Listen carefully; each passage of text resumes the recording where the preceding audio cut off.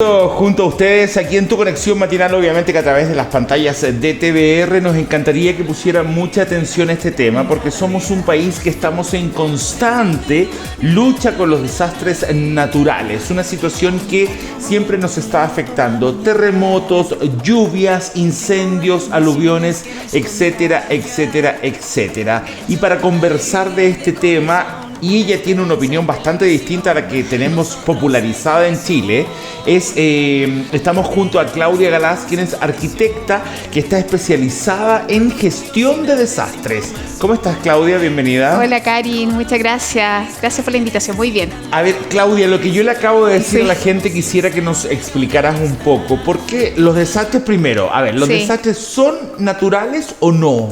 No, mira, la palabra desastre es interesante porque tiene dos partes, y astre, dificultad con los astros. Entonces los griegos, el hombre antiguo decía, erupcionó un volcán, los dioses. Porque es algo sobrenatural. De ahí viene la palabra. Los astros se alinearon en nuestra contra y vino el terremoto. Y ocurrió Pompeya, y erupcionó el volcán, y vino un tsunami. Porque el hombre antiguo relacionaba eso con que te portaste muy mal. Incluso nosotros en nuestra cultura mapuche tenemos la leyenda de Tren Tren y Kaikai Vilú, que son dos serpientes que luchan. Una de ellas es la tierra y otra es el mar, y es el tsunami contra la tierra. Y esa es la forma que ellos tenían de explicar ese fenómeno sobrenatural.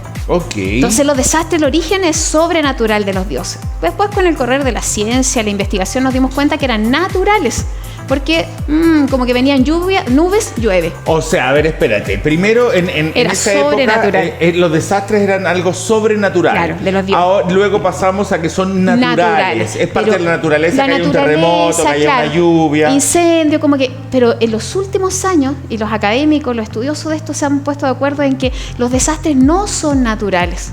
¿Por qué no son naturales? Porque no solo dependen del fenómeno o la amenaza que puede ser natural, como un terremoto, que es más natural. ¿Qué podemos hacer para evitar un terremoto? Nada. Pero sí podemos trabajar en la exposición, en donde vivimos, la forma en que habitamos, etc. Y además ya deja de ser natural todo lo que está relacionado con el cambio climático.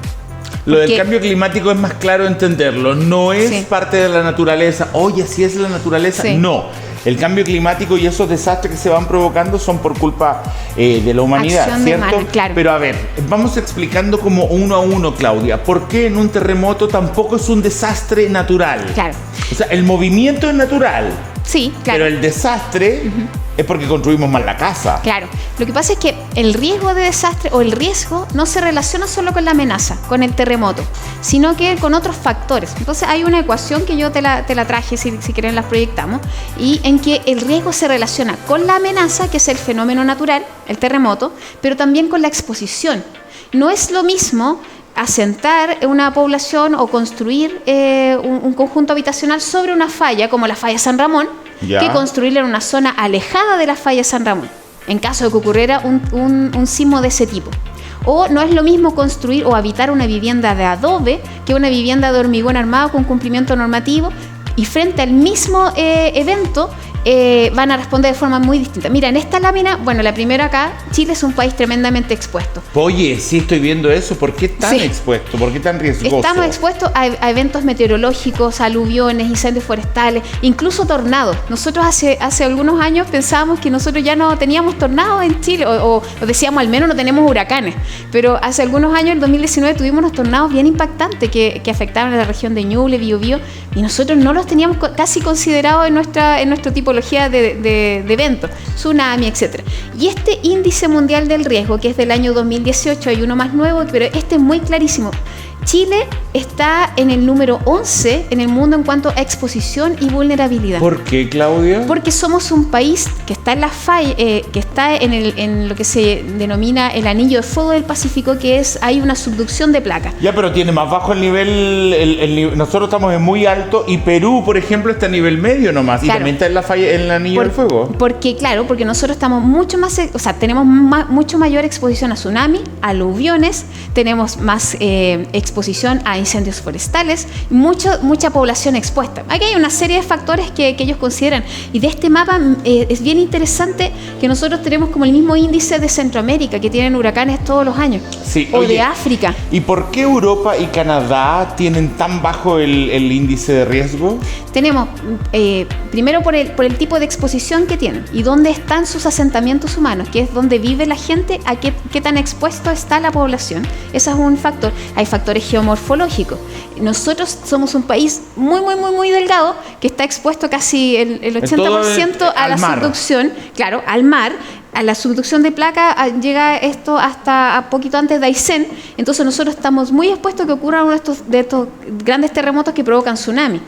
Entonces, lo que no está expuesto por tsunami, y es muy delgado. Y todas las ciudades las tenemos encima del mar. Exacto. Y lo que no está expuesto a tsunami probablemente está expuesto a aluviones o a incendios forestales. Hubo un estudio que hicieron hace algunos años, el Ministerio del Interior lo financió, que decía el 91% del territorio está expuesto a algo. En cambio, países como Brasil o Canadá, claro, no Brasil, que también es un país muy pobre, Paraguay, Bolivia, que son súper pobres, digamos, no están tan expuestos como nosotros. Y imagínate que Japón, que es esta isla que está acá, también tiene una exposición tremenda. Porque es muy similar la geomorfología a la de Chile. ¿Te fijas? Porque somos un país tremendamente expuesto a tsunami, a terremotos, a aluviones. Oye, Claudia, a ver, entonces, el riesgo en sí, ahí lo está diciendo nuestro GC, no es natural. No, los desastres no son naturales, porque para que ocurra un desastre inciden las decisiones que hemos tomado como seres humanos. Por ejemplo, de dónde habitar y cómo evitamos el riesgo. Perfecto. Vamos para poder ir avanzando en el tema. Sí. En terremotos, ¿por qué somos culpables de un desastre? El desastre no es que ocurra el terremoto. Nosotros tenemos sismos de 6 punto y tanto, 7 punto y tanto, que en otros países ocurre un 7 y algo. Han escuchado en México, y se demolieron las casas, se derrumban los edificios. El desastre es que ellos tenían mal construidas las casas o no con todas las normas. Claro, o porque construyeron encima de un tipo de suelo que no era apto para ese tipo de edificación o sin cumplimiento normativo. Y a nosotros también nos gusta construir en el cerro, claro, y estar expuestos a no sé qué, y de ahí baja no sé qué cosa. Mira, ahí hay la siguiente imagen que les mandé, tiene que ver con eso. Ya, perfecto. Pero quiero que me expliques eso. ¿Por qué el terremoto? Mira. Claro.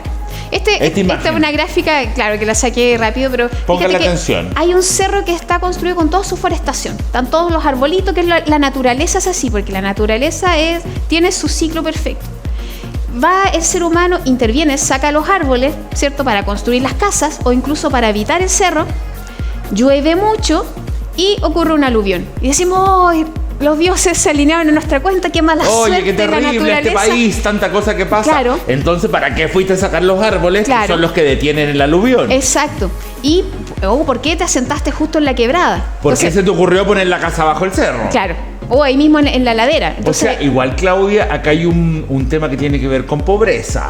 Claro. Igual tiene que ver un tema con monetario, digamos, con economía, digamos. La gente no puede para hacer un segundo piso, para buscar una casa, no está buscando un arquitecto, una persona, un ingeniero especialista en esto, sino que ya y donde pueden, como pueden. Y esto yo creo que se va aumentando con el tema de los asentamientos humanos, de las tomas que falta tanta casa en Chile. Hay un estudio que hizo, sabemos que hay un plan de emergencia habitacional que se dice que el déficit de viviendas son de 600.000 viviendas. Este gobierno tiene un compromiso de construir... De 260.000. Claro. Pero ese es un déficit que es cuantitativo. Pero hay otro déficit más silencioso, que es el cualitativo. ¿Cómo están construidas las viviendas? ¿Dónde están construidas las viviendas? ¿Cómo fueron ampliadas? ¿Cómo fueron intervenidas? En los años 70, 80 se entregaron muchas casetas sanitarias, porque era sacar a la gente de los campamentos del barrio, le entregaste un baño con una unidad habitable y la gente construyó como pudo. Y algunos con más recursos construyeron muy bien, incluso con arquitectos, con permiso de edificación, y otros construyeron muy mal. La mayoría sin arquitecto. Sin permiso de edificación. Claro. Entonces hay mucha informalidad y de repente se nos quema la casa y decimos, ¡ay, qué mala suerte! Pero tengo una instalación eléctrica de hace 50 años, de hace 60 años, o ocupo zapatillas, sobrecargo, enchufe. Entonces ese desastre no fue tan natural, no fue tan mala suerte. Pero también hay un tema de realidad. Hay un estudio del Ministerio de Vivienda que estudió los campamentos. El 80% de los asentamientos precarios estaban emplazados en alguna zona de riesgo, o en alguna exposición a algún tipo de riesgo. Perfecto. Porque ¿dónde va a tomar la gente un terreno? Donde no hay interés de parte de otro. Entonces Perfecto. te vas a sentar en quebrada, etcétera. O sea, si tuviéramos la precaución de poner esa población o esa vivienda en un lugar en donde no estamos al lado del mar, no estamos abajo de un cerro, no Sí. estamos en una quebrada, primero ya nos evitaríamos esas tres cosas. Claro. Nos evitaríamos el Sí. tsunami, el aluvión y que la lluvia nos pase a llevar. Ahí es donde, claro, en países como el nuestro y como el de Japón, es muy difícil decir, ya, no vamos a evitar el riesgo. Porque estamos sonados, pues Chile estamos expuestos por todos lados, o sea, no podemos vivir en el 10% de nuestro territorio que está... Porque Es el menos todos estamos expuesto. expuestos a terremotos, sí o sí, pero al menos hay un 10% que está menos expuesto a otro tipo de eventos. Entonces, ¿qué Perfecto. tenemos que hacer? Aprender a evitar el riesgo. Perfecto. Eso se estaría haciendo porque se está cumpliendo justo un año de Sí. la creación de Senapred. Sí, mira, hay una imagen, si podemos avanzar, que el año 2010 provocó, bueno, ahí, eso lo quiero transmitir y que la gente sepa que los desastres no son naturales. Ahí ¿ya? estamos viendo imágenes también. Ah, ya, imágenes sí. Y eso, los desastres no son naturales, que es algo que yo también en Twitter trato de también... Pero harta gente no debe poder entenderlo. no. Le Incluso debe autoridades. costar un poco. La autoridad dice, estos desastres que son naturales, ¿qué vamos a hacer? Hay que generar concientización en la ciudadanía. Perfecto. ¿Y cómo sería, Claudia, eso? El año 2010, con el terremoto que ocurrió el 27 de febrero, 27F. supuso un antes y un después de la gestión de riesgo de desastre en Chile. Ya. Porque nos dimos cuenta de que a pesar que teníamos una institución que llevaba muchos años, del año 74, la ONEMI. ONEMI, Oficina Nacional de Emergencias, no estábamos preparados ni siquiera para responder a un evento de esa envergadura y tampoco teníamos una mirada preventiva. Tenemos plano regular, estamos mucho mejor, a lo mejor comparado con nuestros países vecinos en cuanto a regulaciones, somos más formales, pero aún así no tenemos un enfoque preventivo. Ya. Dónde construir, dónde no construir, con qué condiciones construir. Entonces, a partir del 2010 comenzó una nueva era o un cambio en la visión de las políticas públicas respecto a la emergencia. Ya no como respuesta, o sea, el nylon, el colchón, el agua, el albergue, sino que, ¿y qué pasa si hacemos algo desde antes como prevención? Entonces, de ahí se ingresaron varios proyectos de ley para cambiar la institucionalidad, porque era oficina, o sea, el rango que tenía era de oficina de parte. Ya. Oficina Nacional de Emergencia. Ese era el rango de la ONEMI. Ya. Una oficina que tenía poca dotación, pocos Claro. recursos, etcétera. Y De ahora hecho, con cuando Senapred- ocurrió el 27F había gente de turno que no estaban trabajando porque no habían más gente, pues no había Sí, gente claro, para hacer turno. claro. Y ahora justamente se cumplió un año ayer de la promulgación de la ley del Servicio Nacional de Prevención y Respuesta ante ¿Y Desastres. cuáles serían las prevenciones que Senapred estaría Claro, teniendo ahora- que poner en práctica? Ahora Senapred, este servicio tiene facultades para instruir, por ejemplo, los servicios públicos, para normar, para asesorar a los ministerios. Antes era solo respuesta, pero instruir antes de que ocurra el desastre. Entonces, si tú ves una población expuesta, una quebrada, una ladera, esto va a ocurrir aquí donde puedo prevenir y, por ejemplo, relocalizar a lo mejor a las familias. O voy a incorporar o voy a sugerir marcos normativos más exigentes en ciertas zonas. Muros cortafuegos, aislaciones, si estás al lado de una forestal, por ejemplo, que no te llegue el incendio a la casa. De esas cosas debiera estar pensando Senapred ahora, de cuáles son mis territorios más expuestos y vulnerables y qué puedo hacer para aumentar la capacidad. Claudia, hablemos un minuto también de los incendios, Sí. incendios forestales, que ya, mira, en un momento era como, oye, hay un incendio forestal, ahora es como Todos los años. todos los años. Leí un estudio ayer que este verano vamos a tener temperaturas de 40 grados. 42 vamos a llegar Imagínate, 42 incluso, grados. sí. Ha llovido más que por los fenómenos del niño y la niña, ha llovido un poco más, pero muy intensamente, entonces el suelo no alcanza A a permear, chupar claro, todo el agua esa para que- generar humedad y todo, entonces nuestros cultivos aún van a estar secos, entonces probablemente lo que se quemó el año pasado va a crecer como maleza, este año va como arbusto y no van a tener la suficiente humedad o humectación los territorios para resistir un nuevo incendio. Entonces, muy probablemente vamos a tener una dura temporada de incendios nuevamente de diciembre a marzo del próximo año. Y eso tiene que ver principalmente con el cambio climático. ¿Qué se puede ir haciendo? No construir la casa nueva Claro. La que le está entregando el gobierno, Sí. la que está... No la construye al lado del bosque. Claro, sí, existen regulaciones, la planificación territorial que Y dice que esta zona... se aplica en este caso porque también es un poco tonto, Claudia, pensar que, mira, se acaba de quemar la casa porque hubo acá un incendio forestal y resulta que te entregan la casa de repuesto ahí mismo. Claro, sí. ¿Me Bueno, entiendes? ahora Senapred lo que está bien para entregar casas de emergencia está evaluando que no sea zona de riesgo, sino ver otra forma. Pero es complejo porque, por ejemplo, el territorio rural depende también, los modos de vida de las personas tienen que ver con lo forestal. Entonces, los instrumentos de planificación de territorial establecen que hay zonas que no se pueden construir. Ya. Pero en la zona rural no está tan definido eso, No y está tan son definido. lentos de integrar. Oye, y otra cosa también dejarla súper clara, las forestales son las que plantan, digamos, estos pinos, estos Claro. árboles que crecen rápidamente, porque el negocio de la madera es un negocio fantástico, pero que van arrasando con el bosque nativo, ¿cierto? Y el bosque nativo, señora, para el fuego, no se quema fácilmente. Así es, ¿verdad? Claro, ahí En cambio, los árboles que plantan las forestales para poder seguir con el negocio de la madera son los que hacen que estos incendios se provoquen. Claro. Y más encima la gente construye la casa al lado del bosque de la forestal. Y más encima somos descuidados.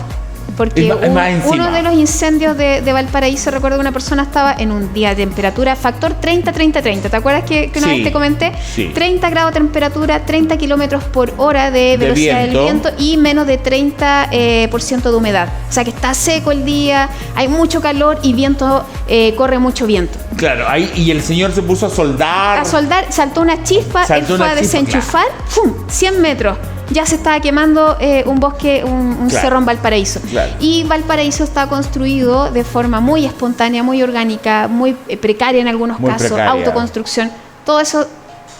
Incendios en Valparaíso tenemos cada 2-3 años incendios. Exactamente, Súper entonces en el importante. tema de los incendios, la mano del hombre es causante de muchísimos Claro. de ellos. No podemos O- decir que son naturales. No son naturales. Entonces, en ese tiempo, no haga parrillada, no haga una fogata, no prenda un cigarrillo en el bosque, no haga nada, no vaya al bosque si puede. Trabajar en el. O sea, hay que tener ¿Cómo mucha se te ocurre precaución. ponerte a soldar o En un día pasar como- un esmeril? Claro. No. Esas chispas es increíble lo que prenden y estamos muy expuestos. Entonces, además hay políticas, hay medidas estructurales y no estructurales. Las estructurales son las más difíciles porque hay que sacar las casas, hay que construir, pero hay algunas no estructurales que es, por ejemplo, vías de evacuación. Yo veía en el verano los incendios, la gente quería salir y no podía porque estaban los caminos, por ejemplo, no pavimentados. O sea, la gente no podía abandonar por donde salgo, estaban rodeados por anillos de fuego y al menos tenemos que salvar la vida. Perfecto. A ver, Claudia, acá tenemos impacto del cambio climático, calentamiento global, cambio climático, Sí. aumento de la temperatura del planeta provocado por las emisiones a la atmósfera de gases de efecto invernadero derivadas de la actividad humana están provocando variaciones en el clima que de manera natural no se producirían. ¿Ya? Nosotros generamos este impacto por la actividad productiva, por el aumento exponencial de la población también. Tenemos mucho más millones, más personas habitando el planeta. Hemos destruido los ecosistemas, hemos Perfecto. destruido incluso lo marino. ¿Y cuáles son los efectos? Menor disponibilidad de agua dulce, inseguridad alimentaria, desertificación, aumento del nivel del mar, pérdida del borde costero, fenómenos climáticos extremos, migraciones masivas. Claudia, otro tema que lo que pasa es que se me hace cortísimo Sí. el tiempo y el tema es súper interesante. Explícanos un poco. Entonces, para terremotos, construir bien la casa. Sí, en zonas seguras En y con zonas condiciones seguras. normativas que Me nuestro imagino país tiene que una buena exigencia. Si usted puede construirse su propia casa o está en ese plan, tiene que hacerlo con arquitecto, con ingeniero de Claro. construcción, con Con constructor permiso de civil, con edificación. permiso de edificación y con todo. No lo haga al lote porque se va a pegar un problema fuerte. La gente del gobierno también me imagino que lo que construya tiene que hacerlo bajo todos estos Exacto. estándares. Sí. ¿Cierto? Espero que se esté haciendo. Y tercero, no haga las cosas así a la que puede. Sí. Porque se va a convertir en un problema. Ahora, ¿qué pasa con la gente que no tiene el dinero para hacerlo? Ese es el punto. Ese es un tema del déficit cualitativo. Tú O sea, que contratas hay un que- maestro chaquilla que te hace una cosa. Lo que puedas. Lo que claro. puedas. Y por eso tenemos muchos incendios estructurales. Todas las semanas se queman casas por fallas eléctricas, por Oye, ejemplo. y esto es por terremotos, digamos, una casa bien construida, un terremoto, un incendio también se puede evitar. Claro. Las lluvias me imagino, no se ponga a vivir abajo del cerro, donde va a caer un aluvión. Las laderas, las quebradas, claro. Perfecto. Y lo que quiero alcanzar a tratar, la falla de San Ramón. Esta falla... sí. Nosotros tenemos distintos tipos de terremotos. ¿Tectónica se dice? Sí, de placa. Ya, o sea, falla no. de placa. De placa. En la intraplaca. Lo que pasa es que hay 3 tipos de terremotos. El que nosotros más conocemos, el de subducción, que es el que provoca tsunami, que son la mayoría de nuestros terremotos, los más recurrentes. Pero también hay terremotos que están dentro de la placa, dentro del área del continente, por así decirlo, porque el de subducción está ocurriendo no en nuestro país, ocurre en el mar. Incluso se nota una franja oscura. Pero estas ocurren dentro de la placa, son intraplaca, pero además están las cortical, que son muy superficial y son por fallas tectónicas. O sea, ya hay una grieta, ya hay una liberación de energía, ya hay una grieta que está provocada y que está estudiado. Y se sabe que hubo grandes terremotos, por ejemplo, en esa falla, en la falla de San Ramón, hace muchos años atrás, y se está esperando que haya una nueva liberación de energía. ¿Qué pasa con eso? ¿Cuál es la gran diferencia? Un terremoto como el del 2010 ocurrió, no recuerdo si a 80, 100 kilómetros de profundidad, en una energía de 8.8, que nosotros sabemos que... Terrible. Es la magnitud, claro, pero fue profundo. Pero un 8 o un 8.8 de falla, que podría estar a 10 kilómetros de profundidad, siendo la misma energía liberada, va a ser pero totalmente destructivo. Porque yo te daba un ejemplo, es como la granada. Una granada tiene el mismo porte, el mismo impacto, pero si explota a 2 cuadras de ti, tú la sientes, te asusta. Pero ¿qué pasa si te explota en el bolsillo? Es fatal. Claro. Esta es la diferencia entre un terremoto de subducción y un terremoto de falla. Es tan superficial que es probable que hay estudios que dicen que nuestras viviendas van a tener cortes de 3 metros, así como en las películas de la falla en San Francisco, San Andrés. Claro, en Los Ángeles es muy similar a lo que Claudia, nosotros podemos tener. ¿Y la falla de San Ramón está exactamente dónde? Porque puede ser que la falla terremotee y se mueva, pero en una parte deshabitada, o no necesariamente acá en la metropolitana. No, la falla de San Ramón hay varias fallas. Esta es la más conocida en Chile, y ahí es por justamente donde está, porque está en La Reina, Peñalolén, la Florida, Las Condes, el sector Farellones, y se han hecho estudios, y todavía se sigue estudiando la falla porque es un fenómeno muy difícil y muy costoso de estudiar. Y se han descubierto que tienen ramificación y están conectados. Entonces de repente un sismo en Farellones podría activar la falla San Ramón, y estamos como todos medio preocupados. Y hemos tenido sismos últimamente, y vienen los expertos y preguntan, ¿será la falla? Porque hay sismos que son precursores de uno mayor. Se puede saber dónde fue el terremoto. Se están estudiando, claro. Entonces se está estudiando. Ahora, sí, esa falla está emplazada en la zona sur-oriente de la región metropolitana. Y se sabe las comunas que están expuestas, incluso se están haciendo estudios sobre cuáles serían las pérdidas en caso de... Si aplicáramos todo lo que tú dijiste respecto a los desastres, el consejo sería no siga construyendo en esas comunas. Claro. Váyase a otros sectores, porque si vamos a seguir densificando la población, haciendo más edificios y más cosas, vamos a tener más gente en peligro. Claro, cuando se empezaron a habitar esos territorios no se tenía tanta claridad. Ahora con el avance científico sabemos que estamos sobre una bomba de tiempo, pero puede que pase toda tu vida y no pase nada, y tu hijo y tus nietos. Porque esto podría pasar ahora, o en 100 años, o en 500 años. No así los de subducción, que más o menos está estudiado, que deberían tener una recurrencia cada 100 años, cada 50 años. Este no tiene una No está, porque no tenemos tanto registro. En cambio, en los de subducción sí se está esperando un terremoto, por ejemplo, para la zona de Valparaíso, Atacama, o uno al sur de Valdivia, porque hay estas como silencio sísmico, que no han habido terremotos importantes en los últimos años, y se está esperando un evento sísmico en los próximos años, que es mucho más recurrente, menos impactante que el de falla de San Ramón. San Ramón puede ocurrir en la historia del país, pero puede ser tremendamente fatal. Entonces ahí prevenir, poder evacuar, poder tener centros de acogida, puntos de encuentro, días de evacuación, que la gente al menos, las familias que tengan un plan familia preparada. Senapred tiene ese tipo de estar de acuerdo. ¿Qué pasa si ocurre hablar del tema? Claudia, muchas gracias por haber venido. Gracias a ti, Karin, por la invitación. Creo que realmente ha sido todo un descubrimiento, un aporte, todo lo que nos estás diciendo, porque mucha gente le atribuye el desastre a la naturaleza, y no responsabiliza a nuestra fórmula de vida. Exacto. Y antes eran los dioses, pasamos a la naturaleza y ahora hay que hacerse cargo de las decisiones que estamos tomando. Muy interesante tu entrevista, Claudia. Espero que puedas venir nuevamente lo antes posible. Me encantaría poderte tener para profundizar más en algunos temas. Que estés muy bien. Muchas gracias, Karin, que estés muy bien. Gracias Saludos a ti todos. también. Nosotros nos vamos a un corte y regresamos con más Tu Conexión Matinal. No se vaya, ya viene Giancarlo con Catarramos.